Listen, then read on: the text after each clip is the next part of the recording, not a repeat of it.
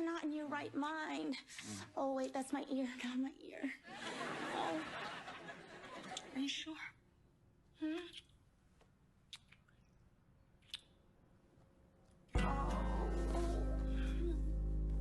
I had this horrible nightmare last night. It was a horrible nightmare?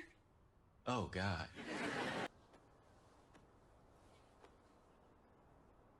Oh, damn. Okay, House of Payne fans, my goodness, last night it was all a dream, or was it? No, Calvin, it was not a nightmare. This really happened. You and Miranda did the nasty.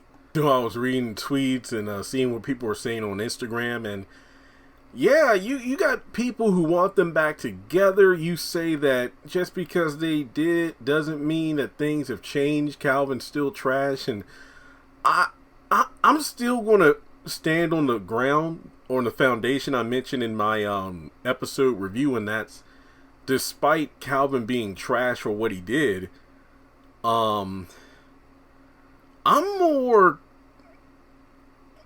giving a weird look to Miranda, and that's not to look. This isn't me trashing Miranda video like I usually do, but I wonder what we know what her intentions were. You know, the way she was dressed, the way she got Amber to watch their son at the last minute, and she came over there, she was ready to go.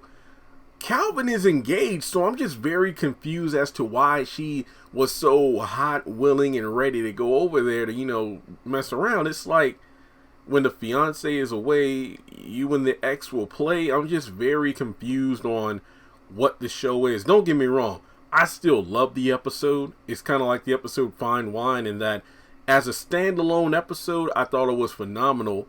Both were written by Lance Gross, but at the same time, look at each episode he's written Calvin to be a player like he used to be. So my question is this, what's the saying? You lose him how you get him. Miranda, if Calvin is engaged and, willing to have sex with you and sext you and whatnot, sexting, what if you two got back together? What if he does the same thing to somebody else?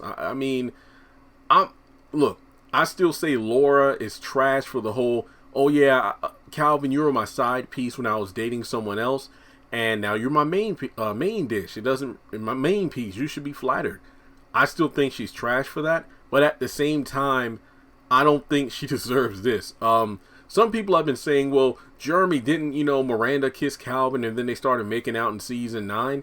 True, but at that point, Laura wasn't even introduced as a character, so I'm going to count that as that happened prior to them dating. Because at this point, they were still getting through the divorce. Like, Calvin was just trying to get through that portion of his life.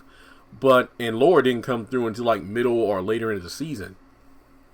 The Veronica thing, the realtor last season, yeah, that was completely within, I'm engaged.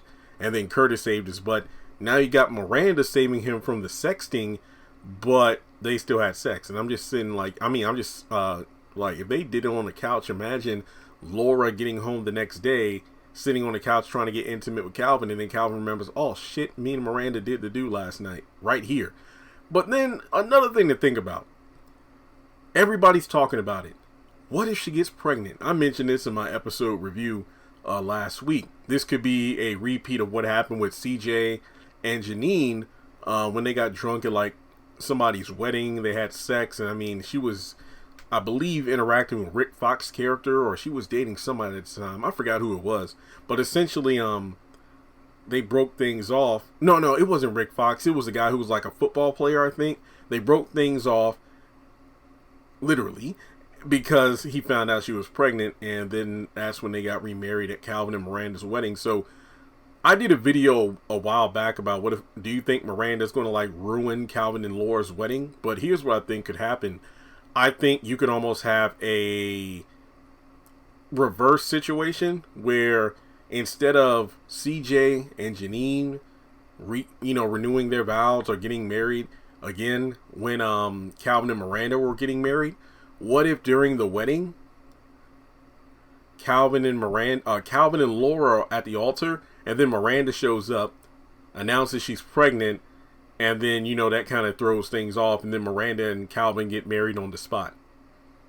I wonder if something like that's going to happen. That would be pretty messed up. But the fact that Calvin believed it was all a dream, a nightmare, and Miranda pretty much, just didn't want to have anything to do with him after realizing that, he thought last night was just an awful nightmare, a dream or whatnot. And then Calvin saw the belt, and then it's like, oh shit. It's one of those things where, let's say hypothetically speaking, if Calvin never found that belt, he would have thought last night didn't happen. So as a result, it would have just went unspoken. And I still say that, Miranda, I'm very confused, because last week you and Laura buried the hatchet to get along, but now it's like, oh, she's out of town and, Calvin's texting me, I want to go over and have some fun. What the hell? So I don't know how to take it. Again, this was a great episode, but I think Miranda's the one I'm questioning more than Calvin, because at the beginning of the episode, him and Laura were arguing on the phone. And I guess when he's drunk, he was just drawn to sexting Miranda while Laura was out. Again, I can't make heads or tails of it. I just know that it's a situation where I don't think the outcome is going to be good. This is one of those episodes where, despite not liking how things went between Calvin and Miranda, I do feel like this should be an episode where repercussions need to happen. This should not be an episode that's isolated. We need some continuity.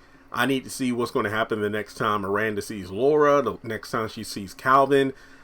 We need follow-up. I'm not necessarily saying that Miranda has to be pregnant, but it would be interesting if she did turn out to be pregnant. But let me know your thoughts in the comment section below. Hit like and subscribe. Follow me on social media. Links are in the description below. Leave a tip if you would like by hitting the super thanks button, or hit me up on PayPal or Cash App. But you just watching this video does more than you can imagine, especially with House of Payne being on a mid-season break until probably September or October this year. I don't know when it's coming back, but I don't see it coming back until like the back half of the year. So again, thanks again for tuning into this video, and I'm doing this wordy outro, but I'll catch you in the next one.